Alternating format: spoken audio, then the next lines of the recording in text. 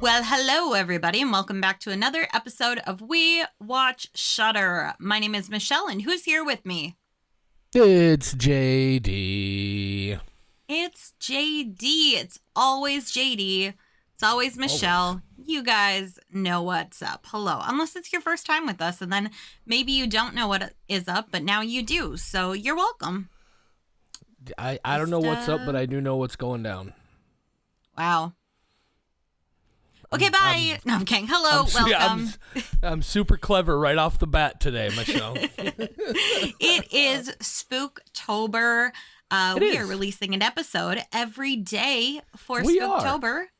And this is our first Spooktober where we have had to actually record the episodes during October. And it's a busy time, and it's a little hectic, and it's a little wild over here. Oh, yeah. Speaking of wild... What movie did we watch, JD? Night of the Demons, 1988. Night of the Demons. Night of the Demons. It movie was older than I am. Right? Yes, 1988. Okay, for some reason I wanted to go 86, but I think that's Trick or Treat that we got coming up in a couple of days. We do have that one coming up, and it is 1986. But today, Night of the Demons. We can't talk about Trick or Treat right now. Oh, man. I have not seen Trick or Treat yet, so we got to start with Night of the Demons. It is, what's the earliest day people are listening to this one, Michelle? Do you have the schedule right there in front of you with the days? If they didn't hack into our hosting, then it would be October 27th. Sunday the 27th, and we're recording it on Monday the 21st. We're cutting this shit way too close. Night of the Demons, that's what we're talking about tonight. Cult classic, Night of the Demons. Yeah. Should we Michelle, get right into it? Well, I was going to ask you, had you seen Night of the Demons before we watched it for the show? No, and oddly enough, I did have a shirt from Night of the Demons that I never wore outside of the house because I knew people might ask me about it. So I have a really cool shirt of the gothic lady whose name I have forgotten. But it's her, like, teeth bared and everything, and she's looking kind of sexy. And I have her on a shirt, and I had no idea who she was or what the context was. It was just a cool shirt that I got from Uncle Jeff. So, hey, Jeff, thanks for the shirt. Now I was going to say, that actually kind of surprised me that, all things considered, that this is one that somehow Uncle Jeff didn't get in front of your eyes. Now insofar as you even had a T-shirt from it, but you didn't see the film. Here's one what's of those cool about that, though. Oh, it's kind of like Return of the Living Dead, where maybe I saw it, I don't have any memory of it, and so it was a classic that just slipped under the radar, as far as I know. Well, I don't mean to sound like I'm being derogatory in any way, because here's the interesting thing about this one is. This one should have been right up my alley when I was younger. Like, I was the right age. This was 1988. It was horror comedy stuff. But this is one of those all-time sort of cult classic movies that somehow managed to evade my eyes as well. I never saw this film until literally I just finished it about 10 minutes ago. Whoa, so this was the first watch for you too? Yes, absolutely it was. Whoa. You didn't know that? No, I did not know that.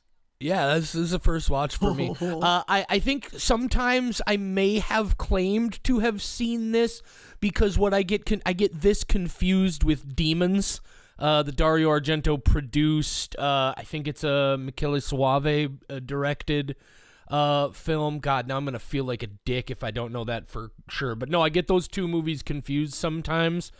And I think I've occasionally claimed to have seen this, but no, this is the very first time. Okay.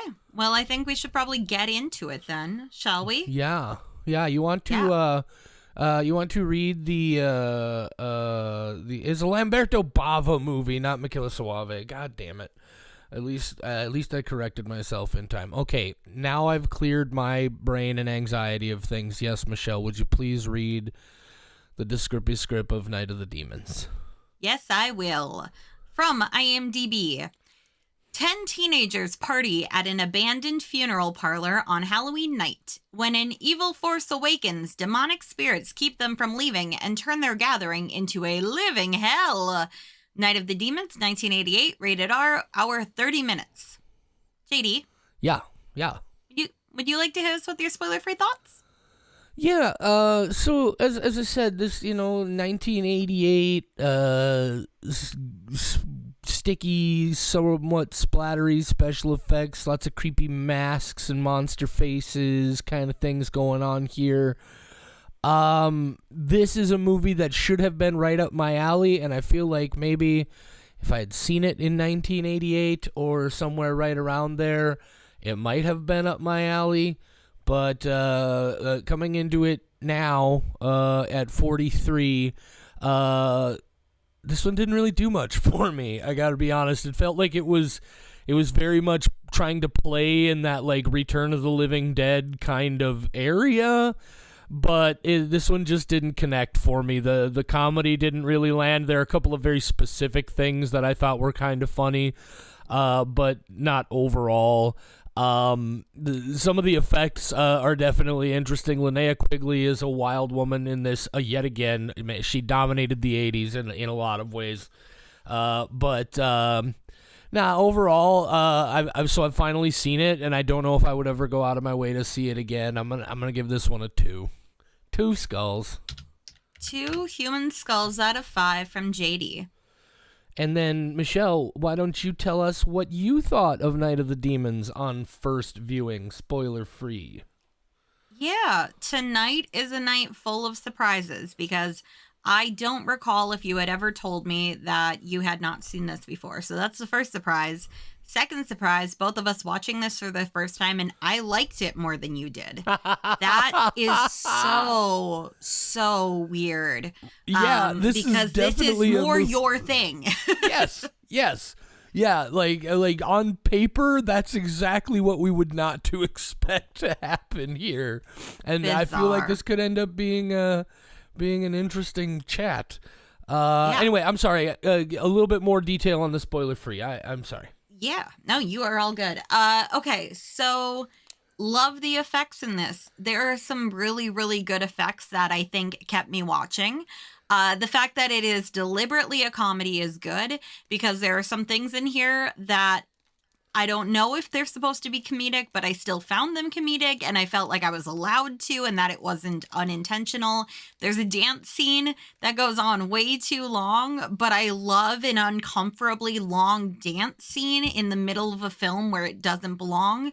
Linnea Quigley does a lot of shimmies. You see her butt. Can't complain about that.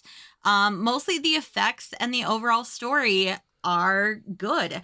I actually went into this, I started watching about 5-10 minutes and I was feeling very distracted and I just could not get into it. So I paused and I came back to it later and then found myself like really enjoying it. So I think this could have gone a completely different way, but I was just not in the headspace of like, oh yeah, this movie from the 80s I've never heard of. I can't tell, is it supposed to be deliberately comedic or is it dumb? Like, okay, I don't know how to feel about this. But I'm glad that I gave it a chance. Or took a moment and then came back because I wound up overall really enjoying it. And I think a big part of that is the effects are so good in this. And I really like Linnea Quigley and her weird gothic friend who looks like the lady from The Craft, whose name I don't remember. I really like both of them. So I'm actually going to go with a 3.25 over here. 3.25 for Night of the Demons from Michelle. 2 skull for JD. That's 2.625. Correct. 2.65 out of 5. That other demon lady, the Black Bride, is character's name is Angela, played by Amelia Kincaid, who I assume you're saying reminds you of Fairuza Balk from The Craft, yes. Who played, I forget her character name in The Craft. The other lady, but I love The Craft. And I think you said you don't like The Craft. Was that an argument we had once? No, I don't have anything actively against it. It's just not the, it's like, that's exactly the kind of witches I'm not interested in. Right. You know, that sort of, that kind of modern,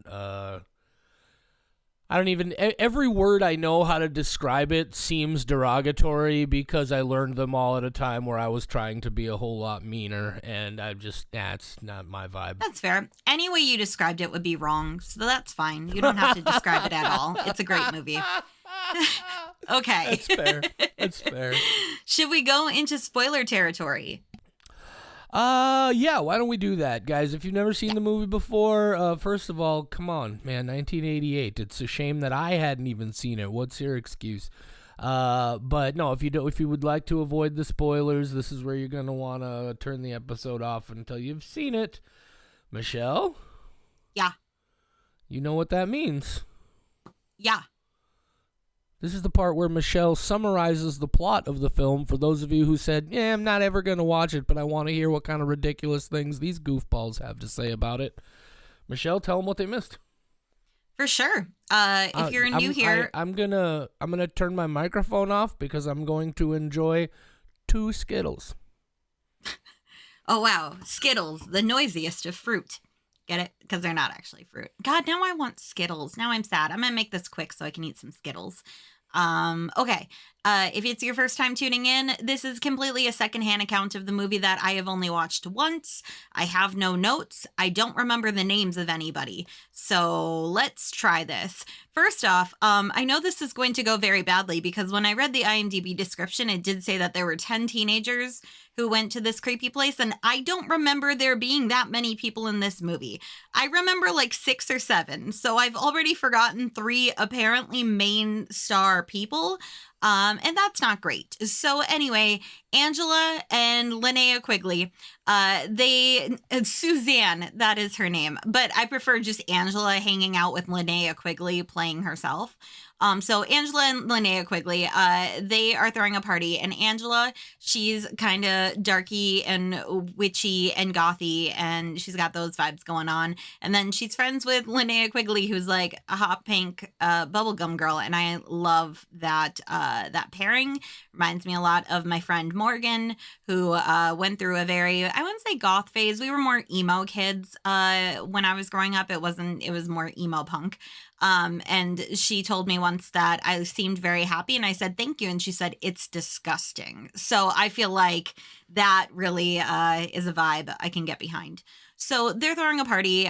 There's some guys coming. There's some gals coming. There's a guy who's coming who's not invited. He finds out about the party because he goes to talk to his ex-girlfriend's little brother, who like talked a lot about his sister's breasts. That was a very weird thing, but it's also the 80s, and I feel like maybe that was more normal. I wasn't alive when this movie was made. Maybe it was a different time. So they all go to this party, and they're like, hey, we're having a good time. We should summon a demon. And everyone's like, that's a bad idea, except some people are like, that's a good idea. So they do it, because when it comes to demon summoning, you really only need one person to be on board. It doesn't matter. They can summon the demon on their own. You may as well get behind it. And then Linnea Quigley, she's a demon now. And now she's going to kiss her friend. And you're like, oh yeah, hot girl on girl action. Never mind demons. Hot demon on demon action. That's how we're going to get the demons into them. We're just going to kiss people. And then she goes to look for the bathroom with the one guy whose name I've forgotten. Stooge? Was it Stooge? I think it was Stooge. We're going with that. And I think they say something like Stooge is a pig, and she says maybe she's craving pork or something like that. And that's just very funny, and also made me very hungry. I'm just hungry today, apparently, between Skittles and ham. I'm going to the grocery store after this at midnight to just buy some ham and some Skittles, and I will eat them together. Anyway, so there's one guy, and he is the black guy, and he's like, I don't want to die early on in this movie. So he leaves. And then he's with, I think, his girlfriend, and they're trying to find the gate out of this place, and they cannot find the gate. Where is the gate? It's gone. And he's like, oh shit, I don't trust this. And then he turns around and the girl's gone, and he's like, I don't want to be in this kind of movie. It is the 80s. I know what happens, but little do you know, things are a little bit different in this one. So things happen, shenanigans happen. Basically, there's a demon, several demons. One demon split into multiple parts. Who knows? Who cares? There's just some really cool effects where the one girl puts her hands in the fire and Linnea Quigley's nipple eats a lipstick. Yep, I know that sounds weird if you have not seen the scene. It is exactly what I described. Linnea Quigley takes a lipstick that she has drawn all over herself with and pushes it into her nipple, and it's now in her breast. And it's probably one of the coolest, most surprising things I've seen in a movie in a while. And I mean, that's on top of the substance. That made me go like, what? What was that? And I had to rewind because I was like, did I really? Yep, her nipple ate a lipstick. Don't even understand why. It's that kind of movie. Things happen. The one guy, he decides to hop over the wall, I think is how they get away in the end, and just wait till sunrise. And then everything's fine. And so then the 2 people who survived out of the 10, like I said, I remember 7. I don't know where the fuck these other 3 were. It's an 80s movie. They were probably like boning somewhere and then got murdered. That's how it works. If you're not a virgin, you die. So they get over the wall. They're walking away. And then in a weird twist of things, the guy that we saw at the very beginning, who I have not even mentioned because he's not a part of this movie, there's an old man at the beginning carrying a bunch of apples and razor blades, and he was like, you kids will get what's coming to you, or you'll rule the day. And he's very upset, and now we're just watching him in the morning, and his wife is like, I used those apples to make your food. And now this man ate whole razor blades because he's not, how the fuck do you eat not just one, but several razor blades to the point where they come peeling out of your neck? I don't know how he managed that, but I am happy that he did, because that was also a really cool effect. And then his wife's like, oh, that silly Gerald, or whatever his name was. And she's like, oh, that silly man. And also the black guy lived. And I love that. That was a little lesser known for happening back in 88. So that is the movie, Night of the Demons. Yeah, Night of the Demons. First of all, the black guy surviving, you say like that was less of a thing back in the 80s. It's still less of a thing, Michelle. Let's not kid ourselves. True. But no, that was a very interesting part of this. Right away, like I don't know if that. Well, I guess what I can't say is I don't know how self-aware or how critical people like in the public were about that trope at that time. So I do find myself wondering if this was like an early thumb in the eye of that trope. Is just like, okay, fine, we'll make that being said, it's recognized as a trope for a reason. But no, I did think that was pretty rad. There was a minute there where I also thought the Alice in Wonderland girl, whose real name I can't remember, her real character name, I did think for a minute that she was gonna die, and the black fellow was gonna be the only survivor. Roger, that was his name. But like there are some great effects here. There's some good stuff. There's also some real ham, right? The lipstick in the nipple, that was, I actually went back and watched, and I was like, okay, if you're looking very closely and you've seen enough behind the scenes things, you can kind of see, okay, she's wearing an appliance, but it's so effective. And I have to believe cast directly from her body, right? Because, but I mean, that's a great effect. It's also incredibly 80s cheese, right? It's so ridiculous. Like, oh, here's there's the one girl, the Asian girl who's with with the doctor. And then she just disappears from the movie for a while, and then just the next time you see her, she's popping up out of a casket with her tits out, it's very 80s tits and splatter horror.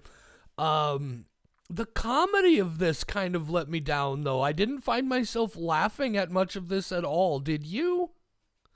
I don't often laugh out loud when I'm watching comedies by myself, sure. So that metric didn't apply, but I did find myself being like, oh, that's a little bit funny. Like I said, the whole like when Linnea Quigley is suddenly possessed and just speaking in a completely different voice, and everyone's like, what the fuck is going on with her? Like, I thought all of that was very funny.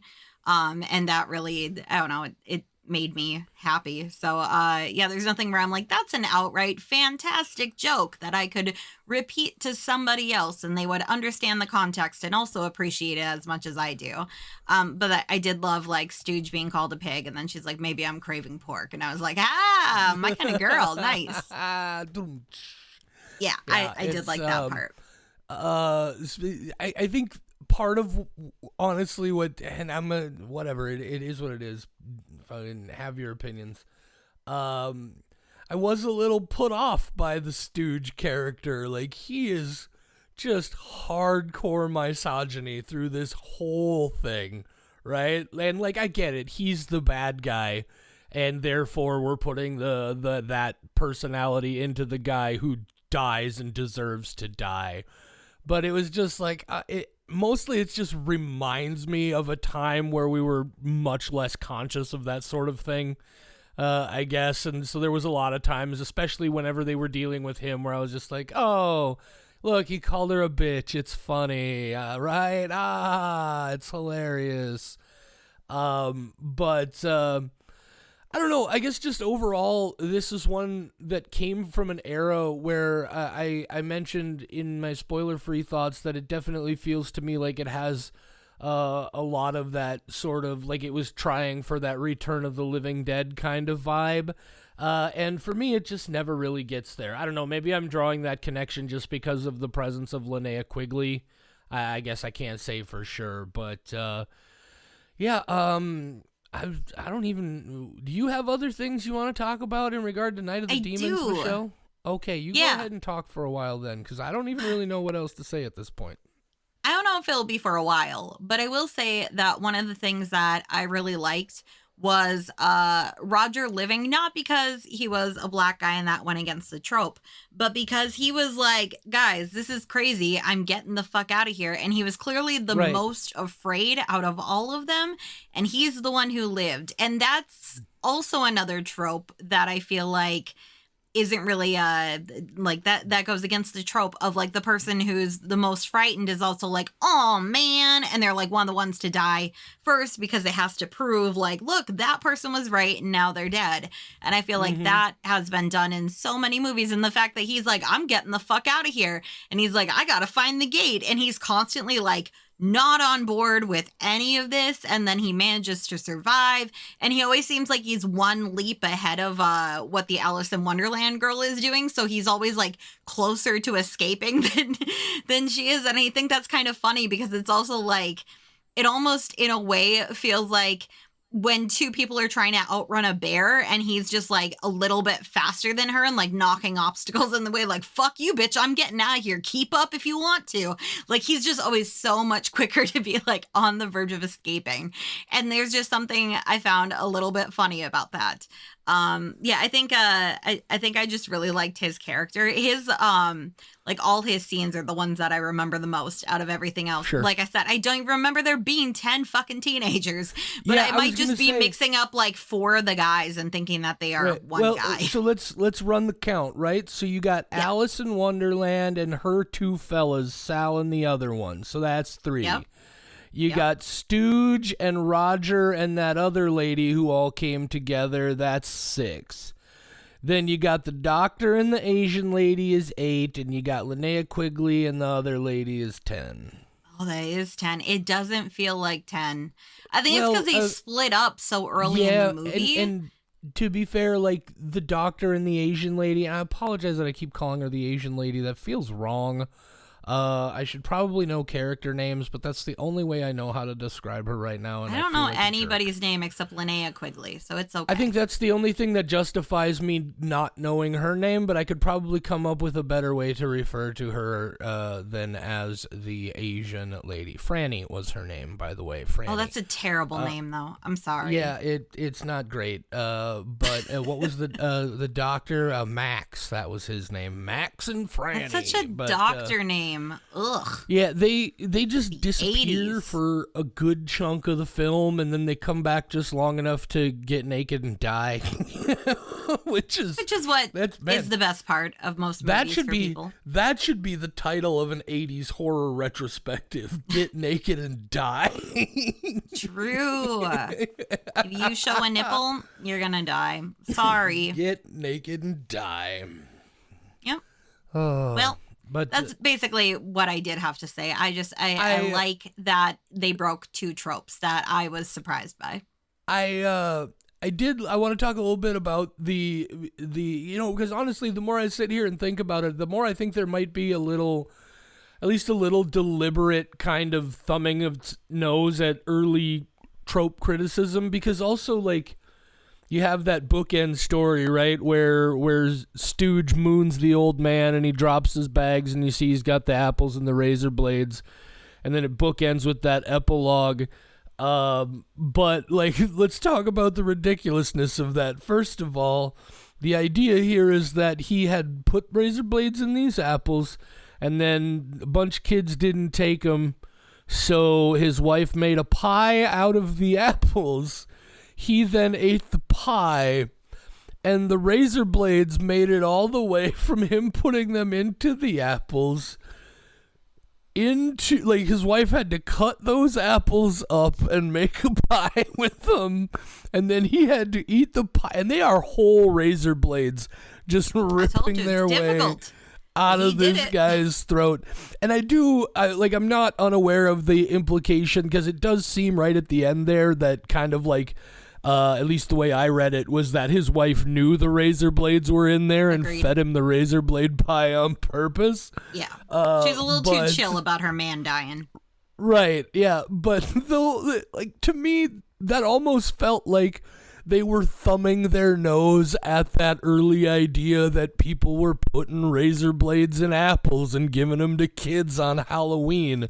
Like, that's been a huge sort of like I don't remember what thin slice of truth there is in that roots that urban legend, but I think it's a thing that happened one time to one person and no evidence of it ever again, but it happened one time to one person, and now everybody's like, whoa, you gotta watch out for razor blades and needles in your candy, you never know what's gonna be in your candy. And I kind of almost feel like this was an early thumbing of their nose at that sort of ridiculous overreaction to something. I am not concerned about razor blades in my apples, but I will forever be terrified of spiders and bananas. Yeah. You know why? Because I've found spiders in bananas. You have? Or people in general? You have? Oh, I have. Yeah, I found spiders in bananas. I found a spider in some grapes one time. That was a real fun time. This is why you just don't eat fruit. McDonald's and nothing else. I mean, that's another big reason. I mean, a lot of people will be like, you got to make sure you wash off your fruit because it might be a little bit dirty. You also want to wash a banana? If the spider's inside the banana. Well, if the spider's inside the banana peel, then you're fucked. There's nothing you can do about that. I thought you were just talking about, like, spiders. You found a spider on a banana. Yeah, I didn't realize. I thought you meant, like, with some bananas, like in a bunch of bananas. I've never found a spider inside a banana. I think it happened one time where somebody opened a banana and there's, like, a type of spider that can live in a banana, and it managed to make it to them, and now it's a thing of like, oh, you're gonna open a banana and there's a tarantula in there, and it's not that extreme at all, but it has caused a deep, genuine fear. I love bananas. Bananas might be my favorite fruit. And so the fact that somebody made bananas unsafe, that is my apple or razor blade in an apple kind of moment of like, what if somebody put a spider in a banana and then gave it to me? Like on purpose? Yes. I'm terrified of a spider in a banana. It doesn't even make sense. Like, how would it get in the banana and I wouldn't notice it, and then it would grow to maturity and it wouldn't die? Like, it makes no fucking sense, but who cares? I don't like it. I always, like, gingerly unpeel my bananas now, and I look very carefully before I eat them to make sure it's not, like, a little hole I don't know, and maybe that hole is how a spider got in there, and I'm gonna eat a fucking spider. I'm terrified of eating a banana spider. Well, It's one of my deepest fears. And oh God, I love bananas. How dare they? I don't know what to tell you, Michelle. I don't know what to tell you, except for probably the best story I know of something being found in something where it shouldn't have been found. Like my dating life? Reason. Ha! Get it? No.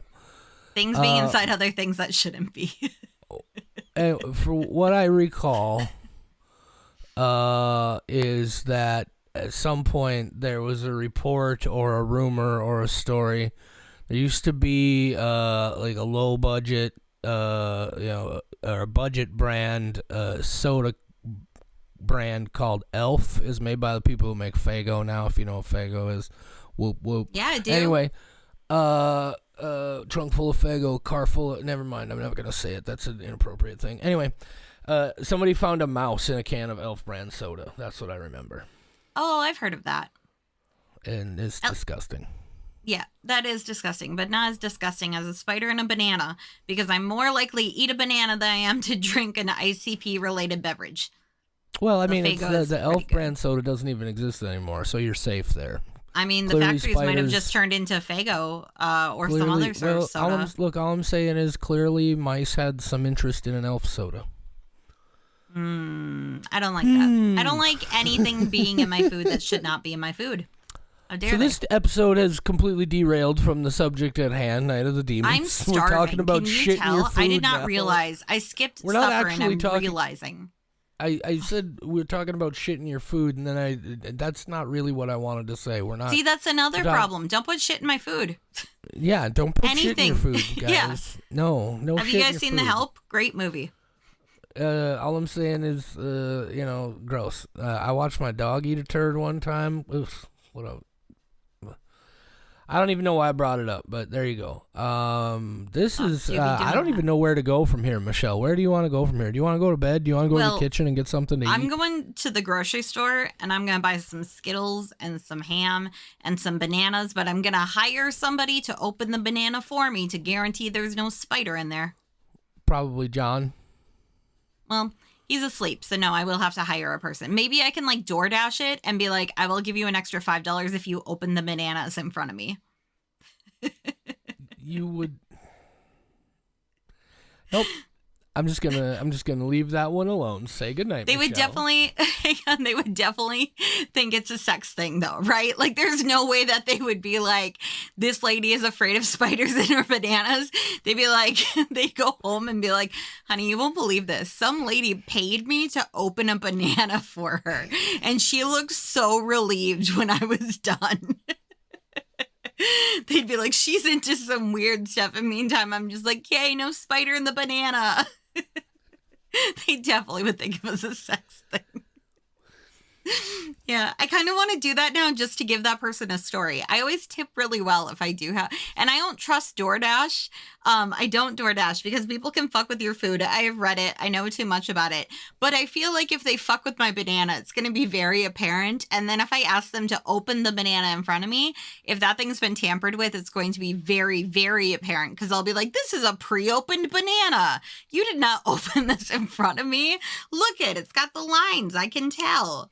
And then they're going to be like, well, I was putting a spider in there. And that's the true problem is that spiders get in bananas when you DoorDash them. And the driver's like, I'm going to show her. And then they show up with your banana and they're like, whoa, I wasn't expecting her to ask me to open it in front of her. And then they're like, oh no, I'm going to be found out. And I'm like, did you put a spider in my banana? Great. That's my sex thing. I'm really into that. I don't. Well, say goodnight, JD. Good night, JD.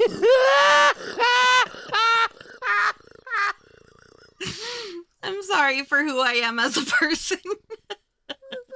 Say goodnight, Michelle. What? Say goodnight, Michelle. For more horror content, visit WeWatchShutter.com, where you'll find our world-famous, patent-pending Ghoul blog and Squelch files, as well as a schedule of upcoming episodes. Find us on social media at We Watch Shudder on Facebook, Instagram, TikTok, and I guess Twitter if you're still doing that for whatever reason. You can email us. mail@wewatchshudder.com is the address. mail@wewatchshudder.com. You can even call and leave us a voicemail, 701-566-9510. No, really. 701-566-9510. Give it a shot. See what happens. We Watch Shudder is a production of Rat Factory Media.